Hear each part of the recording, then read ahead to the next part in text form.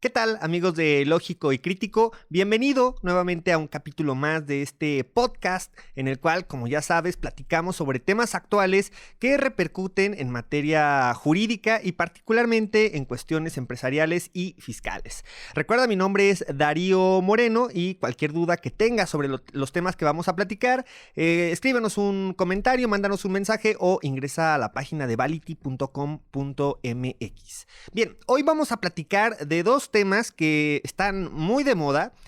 Por un lado, este nuevo régimen de confianza que se presentó mediante ley de ingresos de la Federación, en el cual desaparece este famoso régimen de incorporación fiscal que tantos beneficios le traía a diversos contribuyentes, pero que en algunos casos fue o es utilizado aún como estrategia fiscal para tratar de reducir la carga tributaria de algunas empresas. Y obviamente pues ya estas figuras son temas que le incomodan un poco al SAT y obviamente que afectan a la recaudación que tiene el Estado mexicano, en particular el SAT y la Secretaría de Hacienda, y por lo tanto, bueno, vienen modificaciones importantes que obviamente van a impactar en el escenario fiscal, que en algunos casos, como siempre, habrá beneficiados y en otros casos, también como siempre, habrá quienes no sean muy favorecidos con estas modificaciones que se habrán de realizar. Ese es un tema. El otro, como hemos visto en semanas recientes, 1 o 2 semanas, han salido algunos temas ahí medios espinosos con famosos, particularmente 2, en los cuales se les acusa por delitos de delincuencia organizada, en algunos casos lavado de dinero y defraudación fiscal. Entonces, hoy quiero platicar no tanto de esos asuntos, sino qué responsabilidad tenemos los contribuyentes en un escenario, por ejemplo, de defraudación fiscal, en el cual, aun cuando no tengamos conocimiento de esta defraudación en la cual estoy participando. ¿Por qué? Porque a lo mejor toda la responsabilidad se la dejo a mi contador, a mi abogado, a la persona con más confianza, a mi administrador, a quien sea, y obviamente el no involucrarme en estos aspectos puede traer como consecuencia algunos riesgos de los cuales hoy te queremos platicar. Pero iniciemos por el principio. Platicaba que en fechas recientes, Raquel Buenrostro, que es la jefa del SAT, platicaba sobre estas modificaciones que se van a hacer a la ley del impuesto sobre la renta respecto a este llamado nuevo régimen de confianza. Un tema que ya se venía platicando prácticamente desde el inicio del sexenio, que por una cuestión u otra no se había hecho la modificación, pero hoy por hoy ya es una realidad. Incluso ya prácticamente este esquema del régimen de incorporación fiscal, si tú hoy quieres ser un RIF, pues esta opción ya no es para ti. Los RIF que aprovecharon esta oportunidad podrán tener el beneficio de concluir con este periodo de los famosos 10 años en los cuales puedes obtener estos beneficios, estas reducciones respecto al pago del impuesto sobre la renta e incluso en otros aspectos hasta del impuesto al valor agregado. Entonces, hoy por hoy ya va a entrar en vigencia este nuevo régimen. Y ¿qué es lo que cambia? ¿Qué es lo que se modifica? Vamos a poner cómo se encuentra actualmente, o sea, qué beneficios son los que tiene un régimen de incorporación fiscal contra qué beneficios son los que va a tener este régimen de confianza. Bueno, iniciemos con personas físicas. ¿Qué ocurre? Bueno, una persona física, ya sea un régimen de incorporación fiscal con todos estos beneficios o incluso una persona con actividad empresarial, pues naturalmente tiene ingresos. Para no entrar tanto en detalles, un ingreso gravable es aquel ingreso que percibe este contribuyente por efecto de la prestación de servicios o la venta del producto que está generando. Obviamente estos ingresos deben ser facturados, deben entrar a una cuenta bancaria y a partir de ello se determina cuáles son estos ingresos acumulables o ingresos gravables y la forma en la que voy a obtener la utilidad fiscal, es decir, qué es a lo que realmente le voy a sacar el impuesto. Es este ingreso se le debe restar las famosas deducciones. ¿Qué son las deducciones? Son gastos que tiene, en este caso, la persona física con actividad empresarial, son gastos que tiene para la operación del negocio. Ejemplo muy claro, vamos a pensar en una juguetería. Vendo juguetes, obviamente los ingresos son los que se obtienen de la venta de estos juguetes, de los papás que vienen y compran las muñecas, las pelotas, los balones, las playeras de fútbol, lo que sea que vamos a utilizar obviamente para nuestro giro principal. Todos estos pagos que se realizan y que debo facturar son considerados los ingresos. ¿Qué son las deducciones en este caso? Pues obviamente la compra de la pelota, si la compré de China o en algún proveedor mexicano, lo que yo me gasté para conseguir ese producto, esas son mis deducciones. Ahora, ¿cuál es esta operación? Es muy simple. Mis ingresos menos mis deducciones da como resultado la utilidad fiscal. ¿Dónde está lo complejo de este proceso? Pues que naturalmente en algunos casos no reconocemos como ingresos algunos temas, cuestiones que se tienen que depreciar, no las depreciamos de manera adecuada, o se hace una depreciación inmediata. En aspectos de deducciones deducimos cosas que no corresponden, a lo mejor deducimos el regalo de la esposa, la despensa, la comida para el perro, cuestiones que no son directamente relacionadas con el giro de negocio.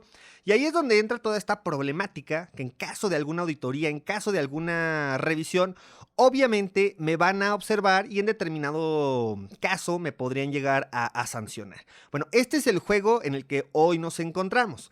Para el caso de las personas físicas con actividad empresarial, hay unas tarifas en la ley del impuesto sobre la renta y en las resoluciones misceláneas que en base al monto que obtienes como utilidad de manera mensual, utilizas estas tarifas en la cual para hacerlo muy a manera de ejemplo, señalamos que si yo gano, mi utilidad fiscal es de 60,000, busco el rango en el que me encuentro en estas tarifas, es decir, me da un límite inferior, un límite superior, me ubico entre estos dos supuestos y ahí es donde le voy a aplicar la tasa del impuesto. Entonces es un cálculo un poco complejo, no es tan difícil una vez que se entiende, pero es un poco complejo de entender si no estás muy involucrado en estas cuestiones fiscales. Adicional a ello, bueno, ya cuando tienes ese pago, vas acumulando el ingreso. ¿Qué significa que lo vas acumulando? Que lo que ganas en enero lo acumulas en febrero, es decir, en febrero tienes que sumar lo que gastaste en enero más lo de febrero. Respecto a los ingresos igual, sumas lo que ganaste en enero más lo que ganaste en febrero y así hasta llegar al mes de diciembre. Sumo todos mis ingresos de todos los meses y resto todos los gastos o deducciones de enero a diciembre. Y al final hay una declaración anual que sería en el año siguiente, en el cual una vez determinado cuáles fueron mis ingresos totales, puedo calcular este impuesto anual y al final determino si tengo diferencias, ya sea a favor o en este caso a cargo, que por algún motivo entró un ingreso que no había acumulado en algún periodo durante el ejercicio fiscal. Y bueno, es algo así. Ahora, régimen de incorporación fiscal, este ingreso es un poco distinto. Bueno, no el ingreso, sino el cálculo, toda vez que, por ejemplo, en el régimen de incorporación fiscal no se acumula el ingreso, sino que son pagos definitivos. No es cada mes, es cada bimestre. El primer año tienes una reducción del impuesto, en este caso del ISR, hasta del 100%. Y cada año, hasta llegar al 10º año, vas teniendo una reducción menor en 10%, es decir, el primer año tienes un 100% de reducción, el segundo un 90%, el tercero un 80% y así hasta llegar al 10º año. Obviamente esto permitiría que en el primer año incluso no pagues absolutamente nada de impuesto en contra eventualmente de una persona física con actividad empresarial. Ahora, ¿por qué tendría que ser actividad empresarial si existe este régimen de incorporación fiscal? Bueno, porque el RIF mantiene topes, mantiene límites. No puedes percibir un ingreso mayor a 2 millones de pesos porque si los percibes tendrías que brincar a este régimen de actividad empresarial con todas las reglas y modificaciones que esto conlleva. Eso es lo que actualmente se tiene. Ahora, ¿en qué va a cambiar? Que este régimen de incorporación fiscal se elimina, dejaría de existir, únicamente quedaría la figura de actividad empresarial. ¿Y con qué se cambia o con qué se modifica? Bueno, entraría este nuevo régimen de confianza en el cual básicamente la diferencia es que no existen las deducciones, salvo algunas como el tema del ahorro, por ejemplo, la cuestión del Afore y algunas otras implementaciones que se van a generar mediante las discusiones que se realicen en el Poder Legislativo, pero técnicamente no va a haber deducciones. Es decir, como decía, en la actividad empresarial lo que hacemos es, veo cuánto gané, me ubico en los rangos y hago un cálculo en el cual se le resta el límite inferior, se multiplica por la tasa y se suma una cuota fija. Aquí es complejo. Aquí en este régimen de confianza es tan sencillo como señalar que si gano menos de 300,000 pesos, voy a pagar un 1% de impuesto sobre este ingreso que se haya obtenido. Y así es como se van manejando estas tarifas en caso de personas físicas hasta llegar a 3,5 millones. Es decir, si gano menos de 300,000 pesos, estaría pagando un 1% de impuestos. Si gano obviamente de 300,000 con un centavo hasta 600,000, estaría pagando un 1% de impuesto. Hasta 1,000,000 sería del 1.5, hasta 2.5 millones del 2% y hasta 3.5 millones sería del 2.5% del impuesto. Entonces, la verdad es que es un impuesto bastante bajo, es relativamente simple hacer el cálculo del impuesto. De hecho, es muy, muy simple. Básicamente dices, todo lo que generé, todo lo que facturé, lo multiplico por el porcentaje y pago el impuesto y me quito de muchísimos problemas. Entonces, la verdad es que sí tiene esta facilidad. Ahora, ¿dónde afecta? Que como ya lo había señalado, en primera instancia, con el antiguo régimen, o sea, el régimen de incorporación fiscal, eventualmente el primer año quizá no pagaba absolutamente nada de impuesto, aun cuando a lo mejor llegara a facturar 1,800,000, 1,900,000 pesos. En este caso, si nos encontráramos en ese rango, estaríamos hablando que mínimo tendría que pagar un 2% de impuesto, es decir, de nada pasamos a un poco. Y con ello, obviamente, la hacienda pública, pues sí se ve beneficiado porque, como decíamos anteriormente, el RIF, aunque sí tenía sus beneficios, ya, aunque había gente que, lo diremos de manera clara, o sea, sin ninguna intención de realizar una estrategia fiscal, pues no pagaba un impuesto. Había quienes sí, mediante una implementación de estrategia fiscal, creaba diversos RIF, o sea, con personas físicas utilizaba estas figuras para erogar gastos, para generar deducciones con estos regímenes de incorporación fiscal y en base a ello, obviamente, reducir tu carga tributaria, digamos, con el contribuyente principal y los demás, por estos beneficios, no pagaban absolutamente nada de impuesto. Hoy, pues eso queda eliminado porque mínimo tendrán que pagar un 1% de los ingresos que se hayan obtenido. Entonces, insisto, creo que a las personas que finalmente de manera muy transparente quieren formalizarse en este régimen de confianza, la verdad es que es una buena oportunidad, el impuesto es bastante bajo, lo único que pide el SAT, pues obviamente es que te formalices y que le declares, que le informes los ingresos que estás obteniendo. Creo que ese es el punto principal. En el caso de personas morales, también afectó, también hay un punto en el cual pueden ingresar a este régimen de confianza. Sí, también, en este caso, ¿cómo cambia? Bueno, hoy, ¿cómo es que tributan las personas morales? Tienen de lo ganado en el ejercicio anterior, de la utilidad obtenida en el ejercicio inmediato anterior, determinan un coeficiente de utilidad, que es un factor por el cual los ingresos que vayan obteniendo en el ejercicio siguiente, los ingresos los multiplicas por este coeficiente de utilidad y posteriormente le aplicas la tasa del impuesto, que es del 30% en el régimen de personas morales. Los contribuyentes, personas morales, que perciban menos de 35 millones de pesos también pueden utilizar este régimen de confianza. ¿Y en qué se ven favorecidos? Que ya no utilizan este coeficiente de utilidad, sino que por el contrario, también tendrían una tasa determinada según los ingresos que logren percibir y en base a ello calculan el pago del impuesto. Esto me parece que en algunos casos sí viene a beneficiar, sobre todo cuando en el ejercicio anterior te quedaba un coeficiente de utilidad muy alto, pues naturalmente pagabas por lo que ganaste el año anterior, por lo que la ley estimaba que tú ibas a percibir durante el actual ejercicio. Hoy por hoy vas a pagar únicamente por los ingresos que percibes en el periodo en el cual realmente vas a estar generando tu ingreso. Entonces, bueno, son básicamente las diferencias que existe. Si me preguntaran si estoy de acuerdo o no con este régimen de confianza, me parece que es una muy buena opción. Obviamente el trabajo será adaptar a los contribuyentes, explicar, entender las reglas que resulten de este nuevo régimen, también entender cuáles van a ser estos criterios que va a tener el SAT para efecto de cómo es que tributa este régimen de confianza, pero de entrada lo veo como una muy buena área de oportunidad. Se simplifican los procesos y con ello también fomentan, que es la real intención, fomentan que los contribuyentes entren a un periodo de formalidad en el cual pues no te dé miedo pagar impuestos, sino que simplemente sabes que entre más ganas, más vas a pagar, pero mientras ganes menos de 3.5 millones en el caso de personas físicas, tu tope, tu máximo, es pagar un 2.5% de esos ingresos que hayas obtenido, insisto, sin considerar deducción alguna. Entonces, bueno, insisto, en algunos casos se va a ver muy favorecido, en otros casos, digamos que si tu utilidad es menor de ese 2.5%, pues es un serio problema. ¿Por qué? Porque el impuesto te va a matar. Ok.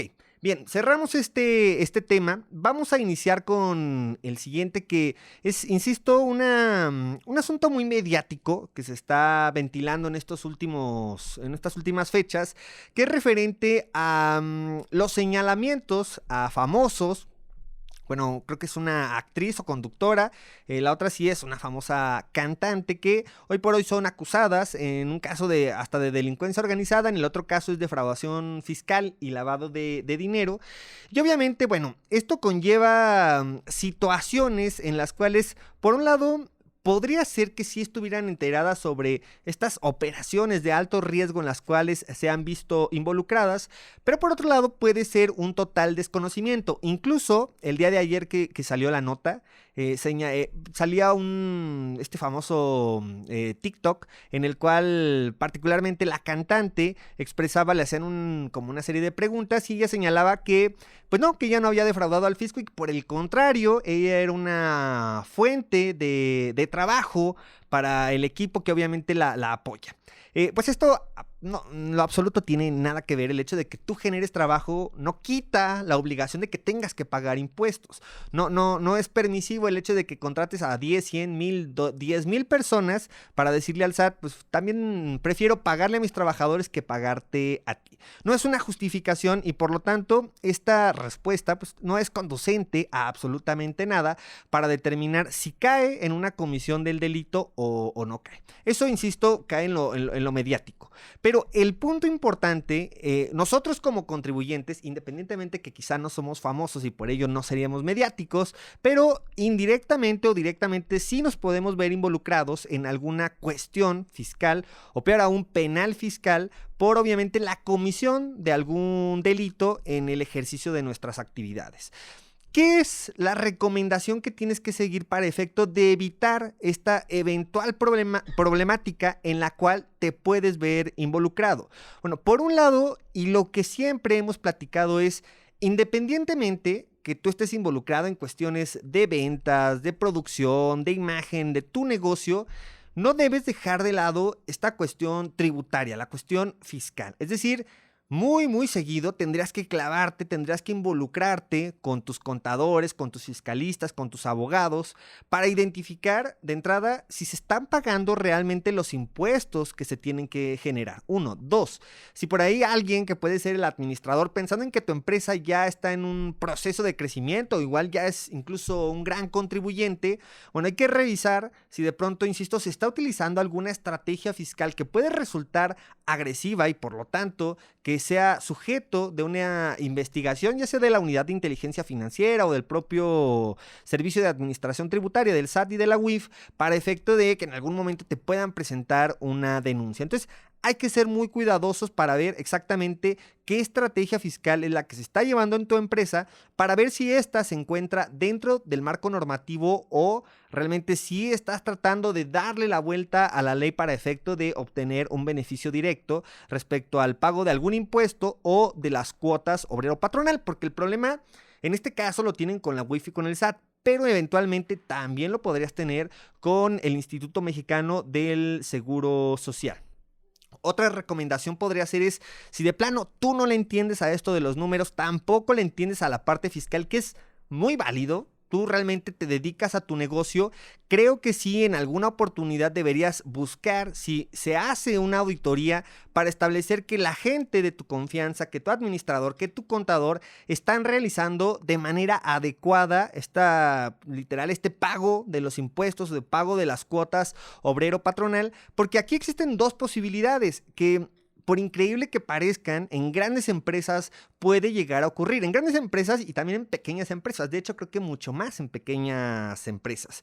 Que realmente haya una negligencia o una incompetencia por parte de las personas que están involucradas en estos cargos de contabilidad, de jurídico, de fiscal, y al existir esta incompetencia, pues de pronto se hace fácil que por ganar algún tipo de comisión o algo en lo que se puedan ver favorecidos, pues obviamente sí se involucren en este tipo de estrategias y que finalmente puedan salir severamente afectados, insisto, incluso mediante una querella, una denuncia por parte de las autoridades fiscales. Entonces, con independencia de si tú crees que las cosas van muy bien y que no tienes ningún problema, porque hasta el momento no te ha llegado una auditoría, no te ha llegado alguna visita por parte del SAT, del IMSS, de alguna autoridad fiscal, bueno, eso no conlleva que tú eventualmente debas estar revisando estas estrategias que se generan al interior de tu empresa.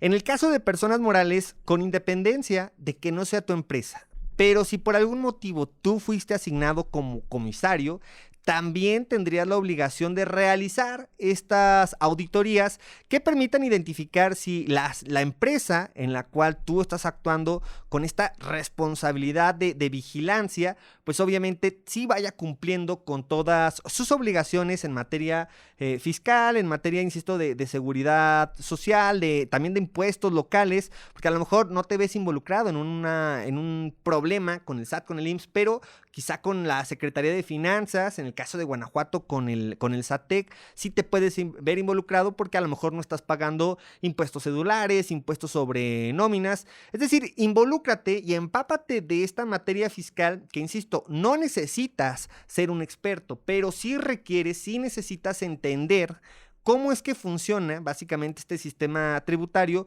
porque eventualmente te puedes ver envuelto en diversos problemas. Y aquí, rapidísimo, una acotación. Hace poco se hizo una entrevista muy, muy famosa también con un famoso boxeador mexicano, Julio César Chávez, en el cual, bueno, dentro de esa charla, algo que me pareció muy, muy interesante es que él expresaba que fue acusado en algún momento de defraudación fiscal y él, bueno, señalaba orgulloso que la ley se modificó porque ahora el contribuyente no es responsable si es el contador quien dolosamente cometió una defraudación fiscal. Bueno, nada más erróneo que ello. Sí es cierto, el contador tendrá que asumir alguna responsabilidad de carácter penal, ya sea directamente por el contribuyente o incluso por la propia autoridad fiscal, pero eso no conlleva que tú como responsable, administrador único, socio de la empresa, comisario, te deslindes de esa responsabilidad adjudicándosela únicamente a la persona, en este caso al contador, que era el encargado de llevar estas actividades.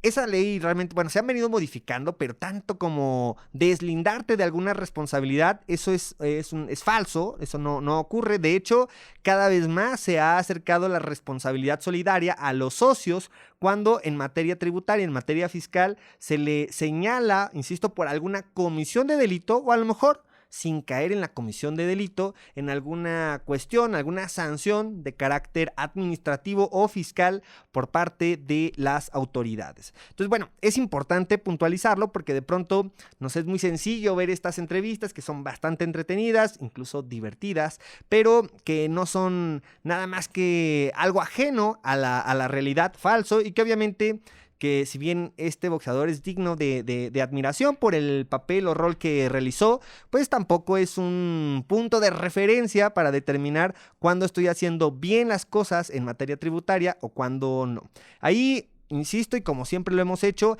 acércate a expertos, acércate a gente que realmente conozca la materia, porque sí, es sumamente compleja, pero no por ello significa que tú, insisto, no te debas involucrar por ser tan complicada de entender. Realmente no es tan complicada. Yo creo que la parte difícil es obviamente todos estos tecnicismos, pero creo que alguien con experiencia te pueden explicar de manera muy clara qué es o cuáles son los principales puntos que tú debes observar y cuidar en cualquier operación que vayas a realizar dentro de tu negocio, insisto, desde el punto de vista fiscal y desde el punto de vista jurídico, legal, corporativo. Es decir, cuando hablas de temas de marcas, de ventas de acciones, de constitución de empresa, de liquidaciones, necesitas forzosamente profesionales que te lleven de la mano, que te encaminen a realizar los procesos de manera adecuada. Y bueno, referente a estas personas, estos famosos que se ven involucrados, pues obviamente sus procesos